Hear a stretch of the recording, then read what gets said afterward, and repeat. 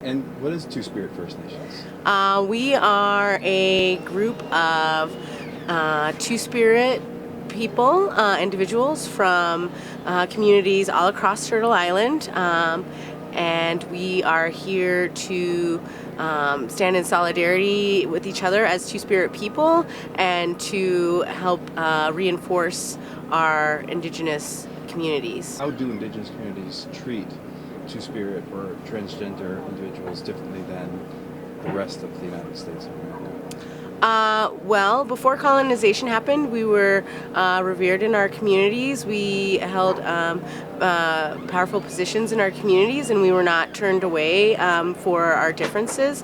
When colonization happened, religion more in particular, our roles and our way of life was seen as wrong or bad, and so we were some of the first people that were wiped out during colonization, and so through assimilation, a lot of those roles have changed, and Two-Spirit people have even been removed from their communities, from our indigenous communities, but we are reclaiming our place in the sacred circle. And for you, what's the significance of what's going on at Sacred Stone and Oceti Sakowin Camp in general? I feel like this is really a step for Indigenous people here on Turtle Island as a whole to finally resist and say enough is enough, and you've taken too much, and you continuously take and take and take, and we're not going to stand for that anymore, that we're here to say enough, and you need to uphold your word and your treaties, and that we are here to protect our future, and a big part of our future is the water. Yeah. And I think I heard you say that through assimilation, some of the traditional kind of binary treatment that non-native people use to treat transgender individuals also were in the native communities as well, but that's changing. You're reclaiming your space. Talk about the struggle to reclaim your space.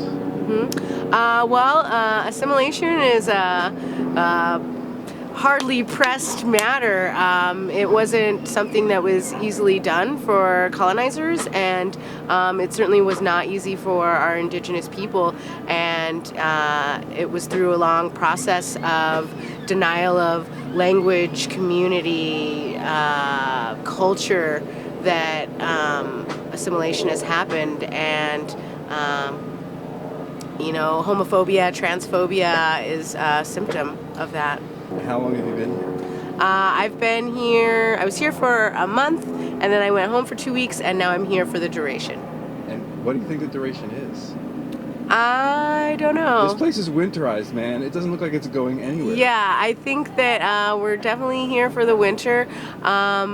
It's my understanding that we are not only here until they say, hey, we're stopping this pipeline, but we are here until they take out what they've already done. So there's a lot of work for them to undo. So it could be a long haul. Do you see the changing of the guard between Obama and Trump as significant in that Obama canceled the permits for Keystone XL, and he can do that for this project if he wants to? Yes, I definitely wish Obama would utilize some of that power right now while he still can, because I think that it would be a lot harder for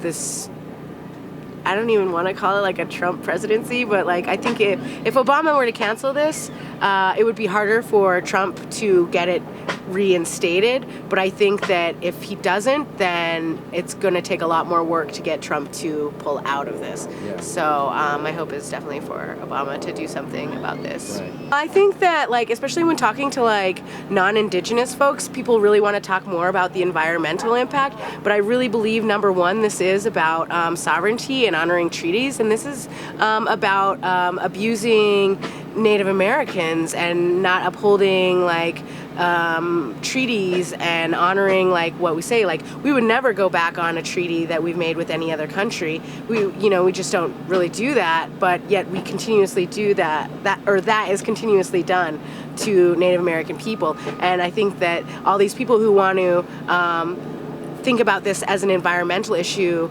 are not thinking about this as like a race thing, or like as a people thing. Like, this is about people being disrespected and dishonored continuously over and over and over, and that needs to be at the forefront. And yes, it's an environmental thing, but most people who are environmentally impacted by things are people of color, are minority groups. So it definitely needs to be in the forefront of people's minds that that's what's happening, and that is why it's happening, and environmentally, that's who it affects.